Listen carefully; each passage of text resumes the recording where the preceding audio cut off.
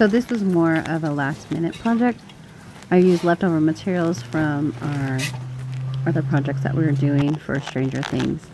And I just wanted to include the family video sign just because why not?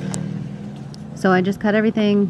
I measured and then I started winging it because I didn't have time. That's Moxie, my dog. She's involved in all of the projects. And just basically measured it out to at least fit the lettering, sprayed it, painted it.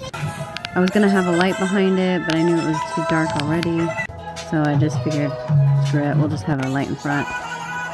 And this is me just putting it together with foam so it'll be really light so I can just stick it to the wall easily. I don't have to nail anything or hang anything. And then I was really bothered by the green because it doesn't look like the green in the sign.